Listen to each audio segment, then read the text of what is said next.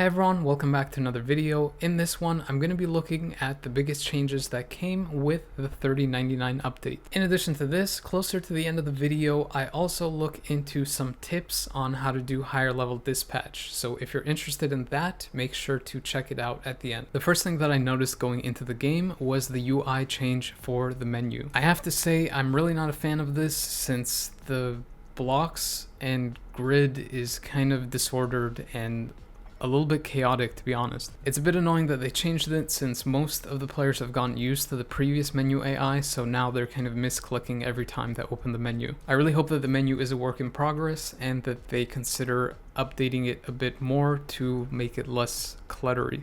I'm pretty sure the first thing that people want to know is how is Doom's new uniform and T3, and is it worth it? The short answer is yes, it's definitely worth it, and the upgrade is amazing. The character is really good now. They fixed the biggest problems with his kit, which was the clunky rotation, the kind of bad first and second skill, and the lack of being able to cancel skills. The first skill was really bad because it was a long animation with no iframe ignore, and if the character used it in PvP, which was usually the case for the AI since the other skills had a high cooldown, the character was basically just stuck doing a horrible skill and then dying. To add to that, in PvE you wanted to use the first skill to get the buff off of it, but if you didn't cancel it quick enough, you would be locked into it and couldn't use other skills. They completely fixed that issue by now allowing you to cancel the skill, and it has a full iframe, which is amazing for PvP because characters with their 1 and 2 skills that have long iframes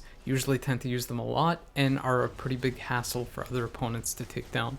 The other thing that I mentioned is that they fixed his skill canceling, so the majority of his best skills can be cancelled with the newest uniform, but in his base kit, like I'm showing here, you couldn't really cancel them. You would kind of have to delay cancel them at best to get the damage from them. This meant that before, he was basically just going through one skill at a time and the damage was pretty restricted.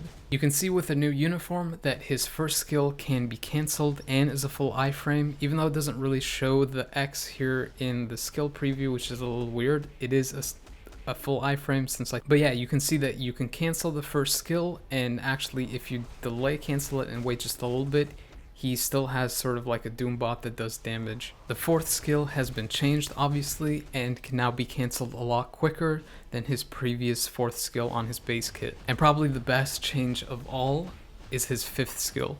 So before you couldn't cancel it at all, which was horrible.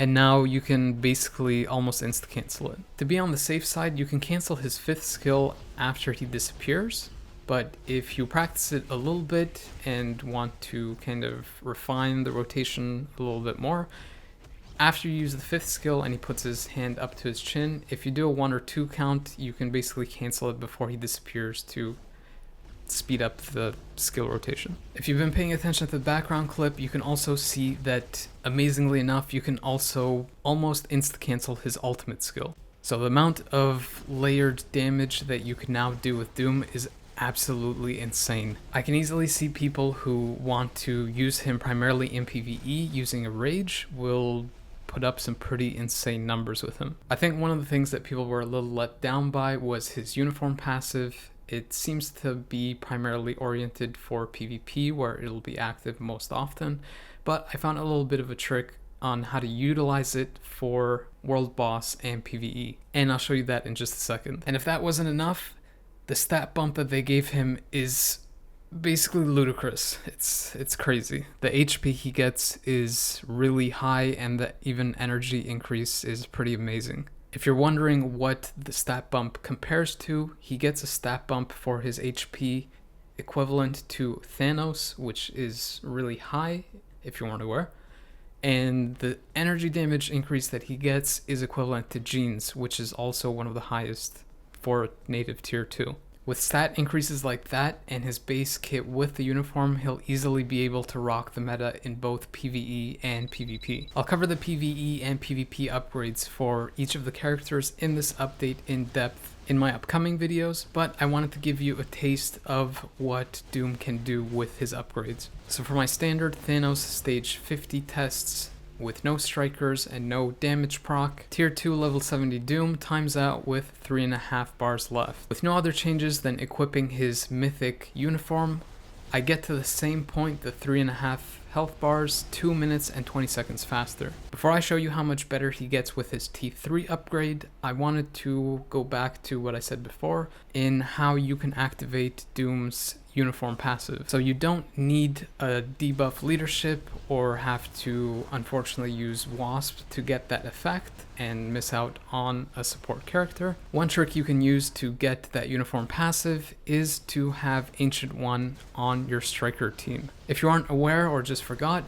Ancient One striker passive gives you a debuff when it's activated. So that means that Ancient One is basically the #1 striker that you want to use with Doom since it activates his uniform passive. You can see that clearly in the screenshot where Ancient One has activated her striker passive, or rather her striker ability, and has applied debuff to Dr. Doom. And in the following screenshots you can see all the uniform passive abilities active, including that coveted chain hit damage. I saw someone mention that if you have Invincible in your build, then you can also get that debuff effect from the uniform because the Invincible has a debuff built into it or something like that, but I'm using a CTP of Authority for all my tests, and I tested that specifically when I was under 50% health to get the Invincible effect and the supposed cleanse, and it doesn't activate the uniform passive. So if you want to get that for PvE content, specifically world boss, then you have to use Ancient One. If you're wondering whether the uptime and downtime of the striker ability activating and the uniform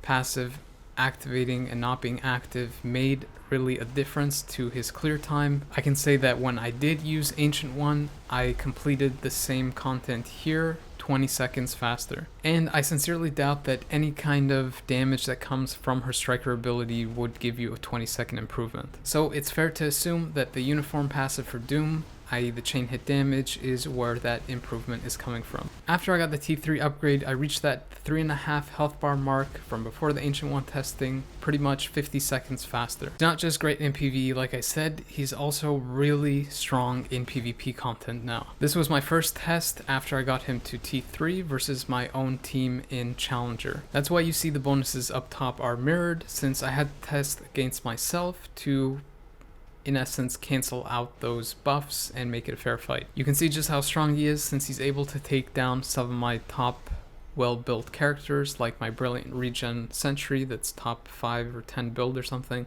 and my Silver Surfer, which is one of my strongest characters under rank 50. Keep in mind that for this fight I'm only using Victorious for a health boost. I'm not really using the best leadership and supports, and my other team has Blue Marvel for that extra support that gives that other team 60% increased damage versus my team. So the fact that he can survive and take out this team is pretty telling. I also took him into squad battle to see just what he could score without having a damage proc, and I ended up finishing with around a 2.5 million score. To put that into perspective, my Cosmic Ghost Rider with a CTP of Rage can score around the same value, and when I tested out Captain Marvel with a CTP of Destruction, I also scored around the same value. So the fact that he can score this without a damage proc not only is wild, but might make him the best for the universal human supervillain restriction in squad battle. I also took him into the universal villain ABX for the day,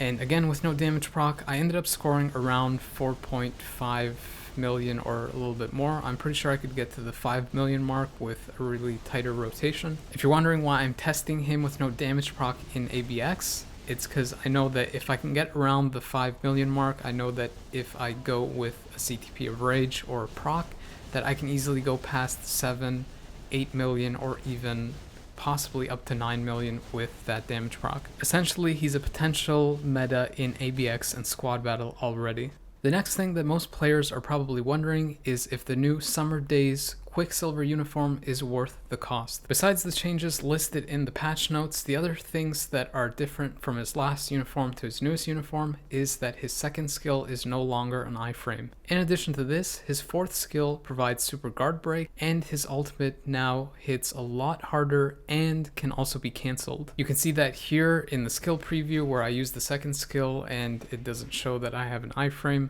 Besides that, it does add a paralysis that ignores immunity, which can be really good for World Boss Ultimate. But on the old uniform, yeah, second skill is an iframe and might potentially hurt him a little bit in PvP, but that's still up in the air. That's because his survival might go down a bit with the newest uniform, but it's not a problem if he uses the other skills and not the second skill on auto, since his fourth skill is an iframe and also an iframe ignore, and adds so much to the uniform for PvP at the very least. Not to mention that a lot of his skills deal way more damage now. Here you can see the ultimate being cancelled, so I use the second skill after the ult, and you can see the damage still going through. That's not the case with the old uniform, where if you use the ultimate skill and then something like the second skill to cancel that, the damage pretty much drops off, or the hits fall off almost immediately after the second skill is over. I can't really answer the question of should you absolutely get Quicksilver's new uniform, because it really depends on your current situation. If you don't have Quicksilver's previous uniform, then it's probably not a bad idea to get the newest uniform, even though it's a little bit more expensive. He is definitely noticeably better, and I've yet to test him in PvP that much, but I would assume that he is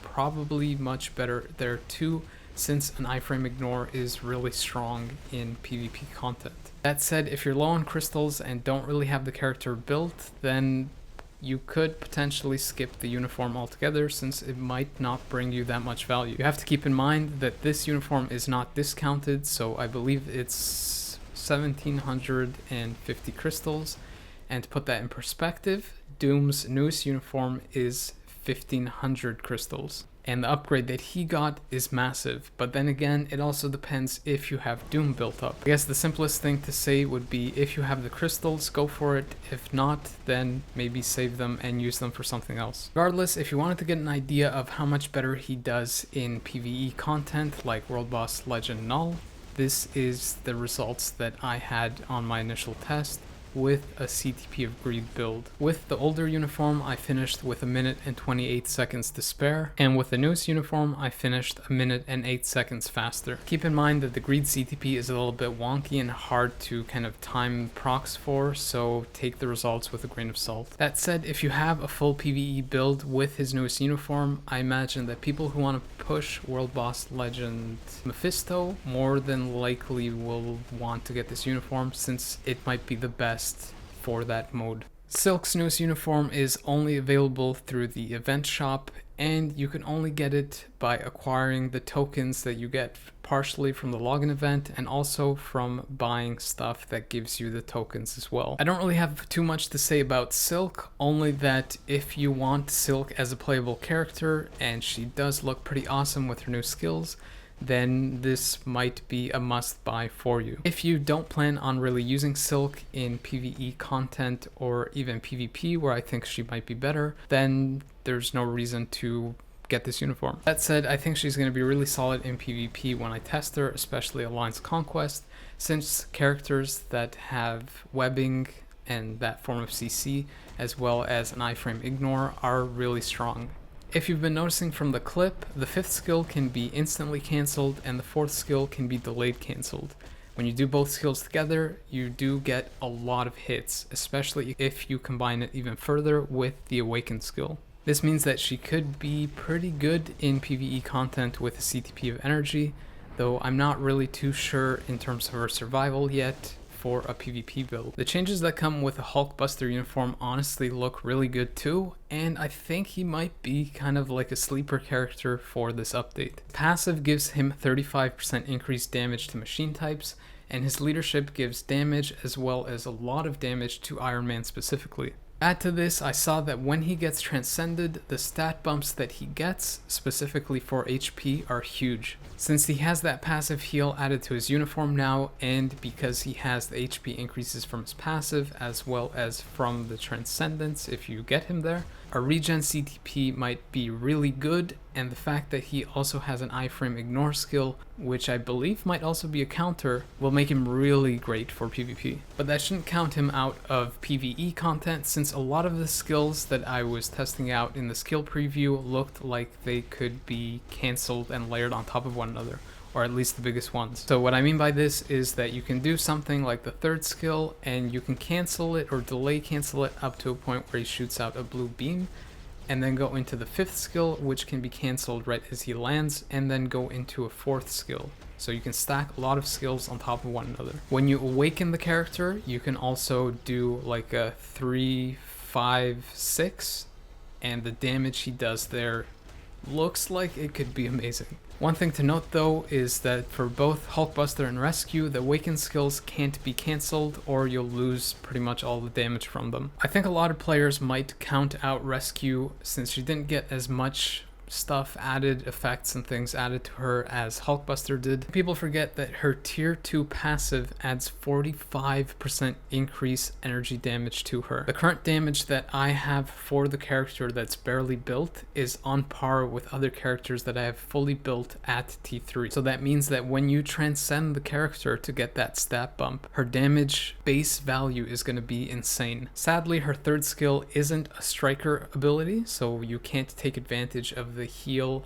and the remove debuff in World Boss Ultimate, but in modes like Alliance Conquest it should be really good, especially if you use her leadership that also gives that 50% HP shield when a character is under 99% health. The character also has a decent amount of iframes and iframe length, meaning that in PvP content she might be a little bit of trouble, especially with her recovery from her passive and that damage. In terms of her skills, the 3 has a lingering bubble shield kind of effect that also helps your teammates. Her main skills like Hulkbuster can also be cancelled, so if you're looking for a rotation for her, something like 3 delay cancel, 5 a little bit of delay cancel, 4 is probably the one that's going to be the go-to. And again, like Hulkbuster, once you get that awakening skill, you would do pretty much the same kind of rotation. You would do 3 delay cancel, 5 a little bit of delay cancel, and then 6.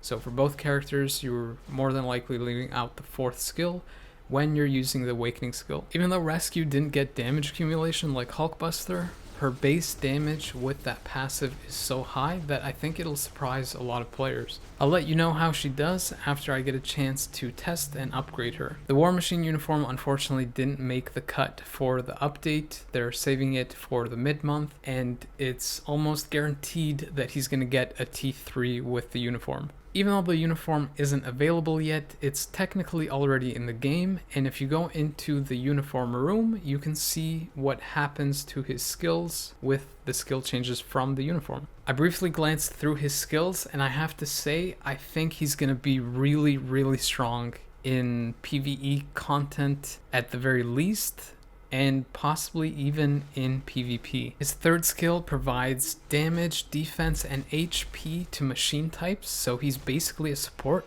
but his third skill provides an insane amount of damage accumulation for damage taken, which is, I think, even better than Sharon Rogers. Add to this, you can layer a lot of his skills, and they have an insane amount of hits. You can insta-cancel some of his biggest skills, his 3 and his 5, and the 4th does a crazy number of hits, and you can move around to avoid damage. If his ultimate can also be insta-cancelled and provide something like maxing damage accumulation much quicker, just like Doom's ultimate, then he's going to be a real threat in PvE content. I'm also excited to try out his support passive with Hulkbuster's support, as well as Rescue's shield leadership and her support third skill in AC content. I want to see how Rescue's lead holds up versus penetration, but I think the team will synergize really well and be very strong. The last thing to talk about in this update, which might be the craziest, is the crafting event. In essence, the way that the event works is that there are 3 rarities or levels of ice cream tokens. You have red, which is the most common, you have blue, which is the middle, and purple, which is the rarest. You can acquire the red ice cream or the most common by doing dispatch levels from 1 up to 4.5. Then from 5.1 up to 9.5, you can acquire red and blue ice cream to drop. You just have to make sure that you're using energy when you're running dispatch, auto or manual, it doesn't matter, but you have to be using energy to get these tokens, ice cream, whatever, to drop. From dispatch stages 10.1 and up, you also have the chance of getting the purple ice cream or token to drop as well. If you're able to run stages 10.1 or higher, I would highly recommend doing that. Otherwise, if you can't, then try at the very least to do 5.1 or higher. Red ice cream can also be combined up to a blue one at a certain rate, and then the same thing is true for the blue one up to purple. Besides this, once a day you can spend up to 100 CCF to craft 2 purple ice cream tokens, and depending on your agent level, you'll also have the opportunity to do this 3 more times a day. So on maximum, you can spend up to 400 CCF a day and get 8 purple ice cream tokens. Keep in mind that all this crafting to combine the stuff costs a lot of gold, so it's probably going to cost you in the millions to try some of these. In terms of what you can acquire, you can get materials if you go for the boxes that you can do a certain number of per day. I would recommend saving your ice cream tokens for the CTPs. You can get the CTP chest that contains any CTP for 20 purple ice cream tokens. You can also get the regular CTP of authority at a chance for 10 red ice creams. And then for 10 blue ice creams, you have a chance to get a mighty CTP of authority. Brilliant CTP, on the other hand, only costs 1 purple ice cream as opposed to the 10 from the other ones. Again, like the other ones, it's at a chance. I don't know what the drop rates are, but I would suspect they're not very good. So if you don't have a lot of gold, then maybe leave these for last and get the guaranteed drops or craft items first. I only tried for the brilliant CTP of authority so far and didn't end up getting anything. So that's my plan moving forward, is to get the guaranteed stuff first and then